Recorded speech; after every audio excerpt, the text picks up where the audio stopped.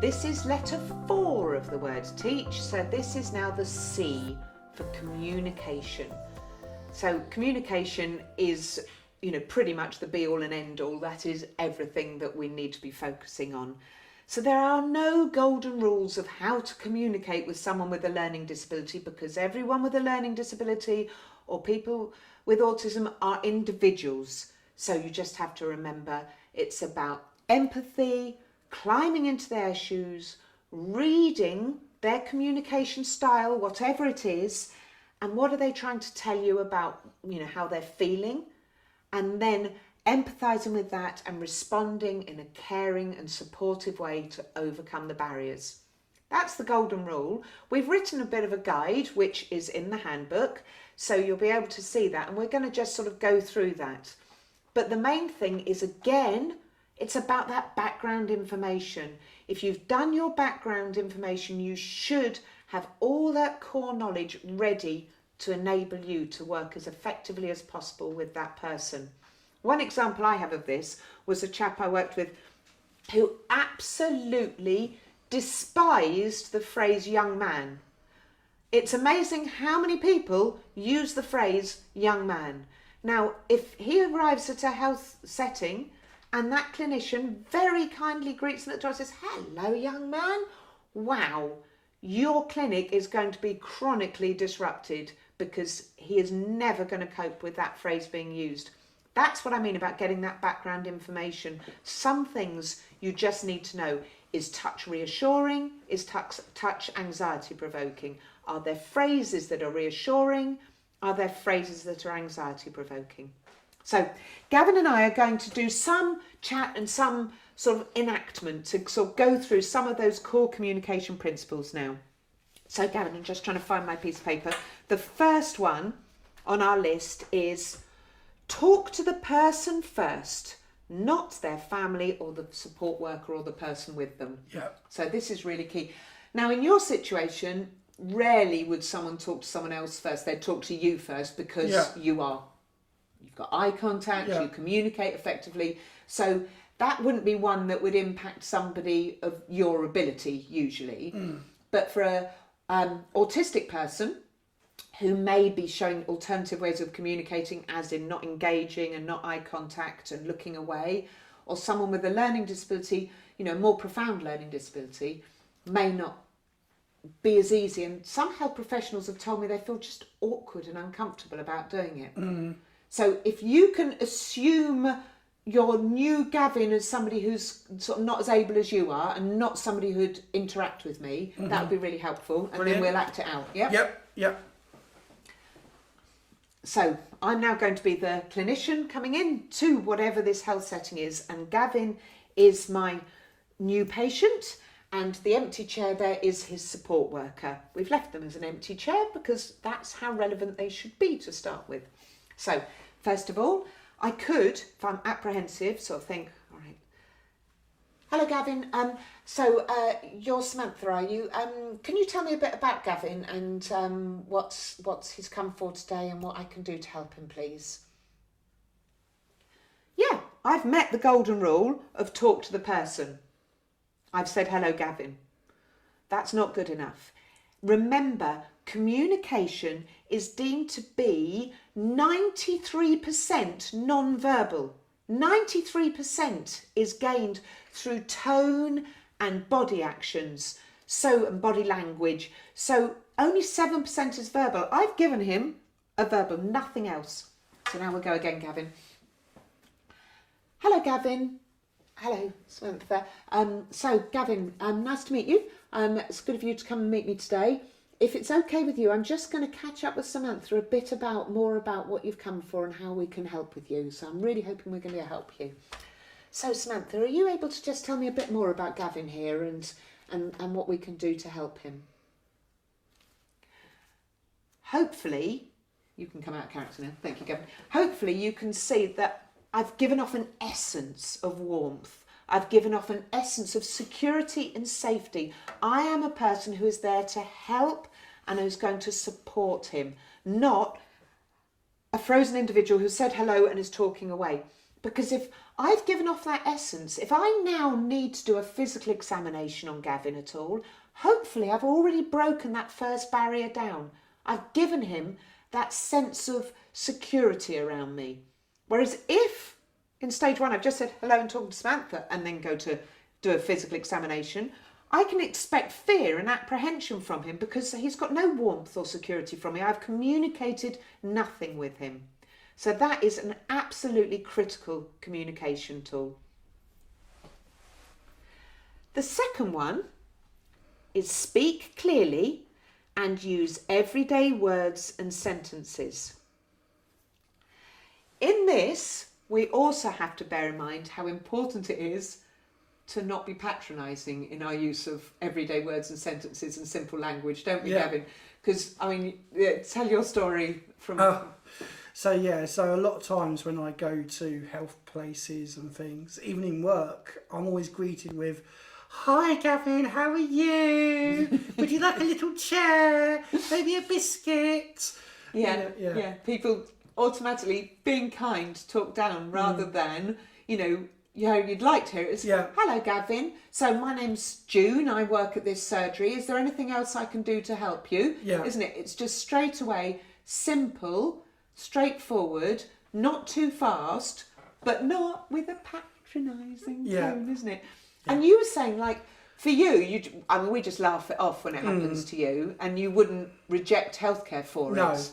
No. But, tell me about Naomi. Yeah, so my wife, she really, really doesn't like it when people speak to her like that. And, there's been times where, people have spoken to her like that, said, "Oh, it's a little black car," or when she went to have a vaccine, the nurse was like, "Oh, it'll be okay, I can see you're a little bit scared."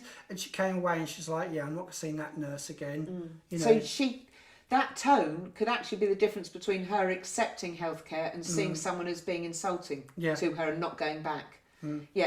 So again, despite it being someone doing it in the best interest, it's about speaking exactly the same as you would with someone else, but just keeping language simple. I'm not going to refer to "you're off for an endoscopy." I might sort of refer to it as, "Right, we're going to go for somewhere where they're going to actually have a little camera down your throat to see what we can see down there." Simple language, but ensuring that it's just slow the pace very slightly down and give them time to absorb it, isn't it? So that's the second one. We could do an example of that actually about using clear language and also adapting language according to need, because sometimes you can start in a certain way and then you can sense the person's not understanding, whether it's verbal or through their behaviour. So if we do that enactment again, if you can absorb the character of somebody who's non-verbal, and then we'll do this sort of like, I'm going to use the stethoscope on you example, if that's okay. Okay. So I'm now just going to enact this with Gavin as if I'm maybe a GP who's going to need to listen to his chest. So Gavin, I'm just going to listen to your chest, okay? I'm going to put my stethoscope. Okay, it's all right, Gavin. So the first time I might just stop. Okay, Gavin, you can come back to character again. Because I've just gone straight in. So what I need to then do is reassure. So it would be, so we'll do the same again, Gavin, and have the same reaction, yeah? So listen, it's okay, Gavin. Come back, it's okay, here. Hold your thing again, it's okay, it's okay. It's nothing to worry about. I'm just going to put it on your chest here, and it'll go bub, bub, bub, bub, bub, bub, bub. I'm going to listen in my ears, bub, bub, bub, bub, bub, and then we'll stop, okay? So let me just get near you. So I'm going to put it on again, okay? Nothing to worry about. Bub, bub, bub, bub, bub. Perfect, that's it. So again, I've dropped my language to something that you wouldn't generally use, but it's just about reading you and sort of what can I do to reassure, because you clearly didn't understand what a stethoscope was. You've gone into fear mode, so I need to simplify what this is that's going to happen and how it's not going to hurt to get that across, and then to reassure, rather than just going, "No, he doesn't like the stethoscope, right, we'll stop there," so he can overcome the barriers. So communication, the next communication top tip is about taking time. Then number 4 is about using visual cues to support the understanding.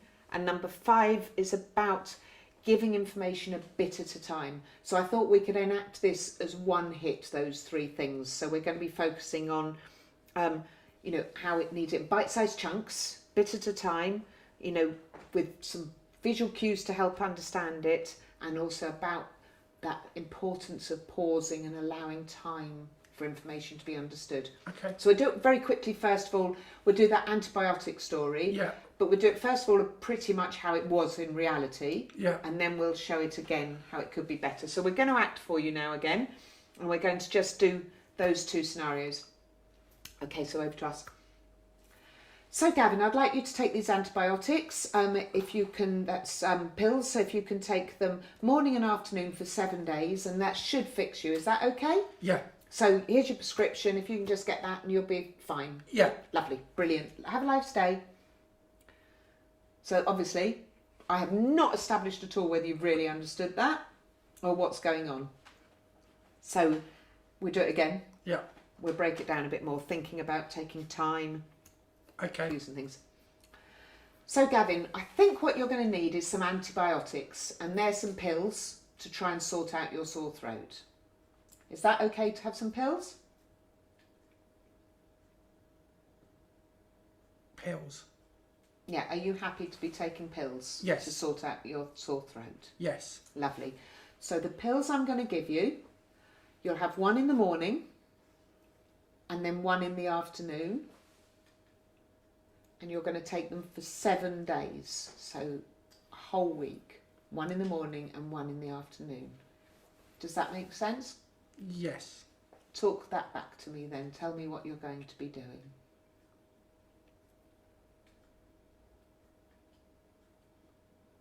Pills.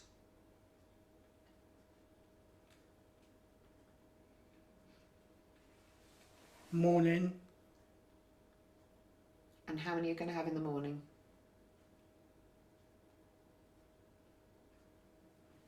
One. Yeah, Afternoon. yeah.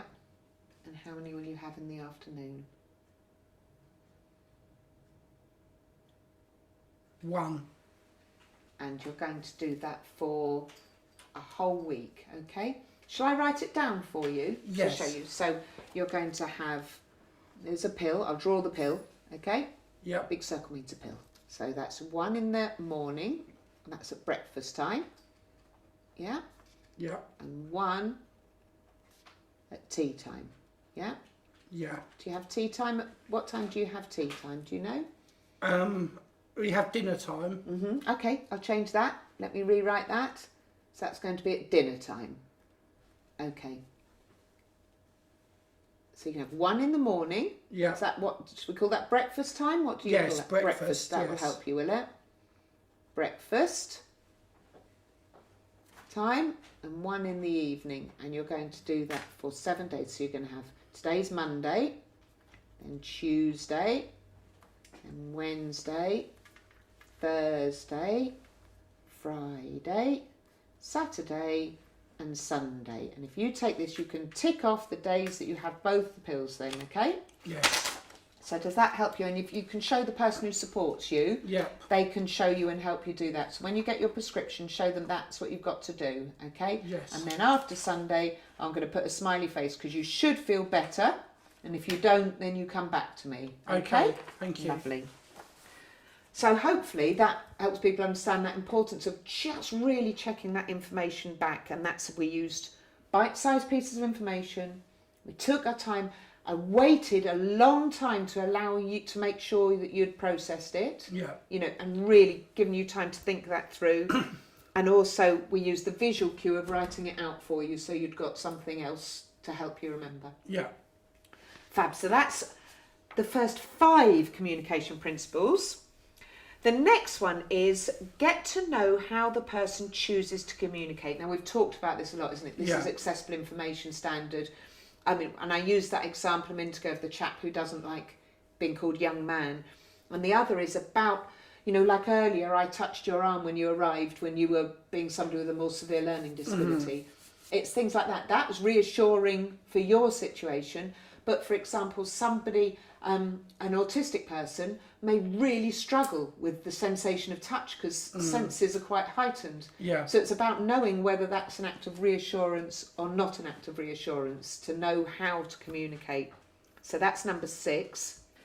So now to communication tips 7 and 8. So number 7 is do not ask too many questions. And number 8 is check that the person has understood you. So again, Gavin, I think we can probably do an enactment for you now between Gavin and I to try and emphasise how to do this badly. And then you can get a feel for what that would look like. So this is about don't ask too many questions and check that somebody's understood, okay? Yeah. So, hello, Gavin, how are you? How's your wife? Oh, and how's your lovely dog, Alfie? Oh, now, did you get to the dentist that we made the referral for? Yeah, I'm fine. My wife's fine. Alfie, he's actually Alfie went to the dentist. Oh no! He went. Yeah, he had his teeth done. It was a lot of money. It was £700.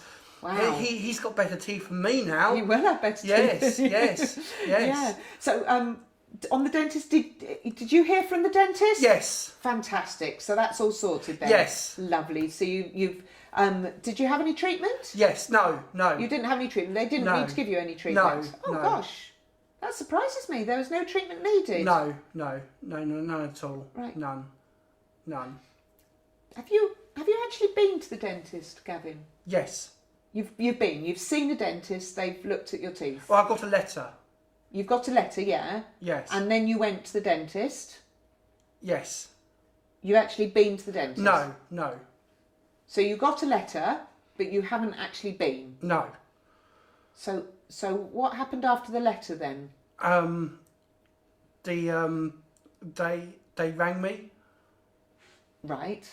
And did you book an appointment? No. No. So did you not speak to them when they rang you? This might need following up with the dentist because it's really important you go. Yes. Did you maybe say you didn't want to go when they spoke to you? I can't remember. Right. Okay. But you've definitely not had somebody look in your mouth. No. Right. Okay. Well, I think the dog did though. Yeah, the dog did. Well, that's Yes. great, but I think it's important that you do as well. Yes. So, can I sort of make sure that happens again? Can I try and contact them again? And this time, it's really important when they ring to make that appointment that you do go. Yes. Because remember what we said about your teeth. It's not just about a pretty smile. It's about you can get illnesses in your throat. You can get cancer in your throat. You can get, pneumonia, which is in your lungs, make you feel really, really, really unwell. So Yes. it's really important that we get your teeth sorted, okay? Yes. So if I recontact them, is that okay? Will you go if I recontact them? Yes. Right, so tell me back, what's going to happen? You're going to ring the dentist, and then they're going to ring me, Yeah. and then I'm going to go. And you will go this time? Yes. Lovely, okay, we'll do that then. Okay, so I think that's a good example of how very quickly communication can have gone wrong because you were very vehemently confident that you'd been to the dentist. Yes. But it was because I used the word, have you heard from the dentist? And you think, yes, I've heard from them. I've had a letter and I've spoken to them.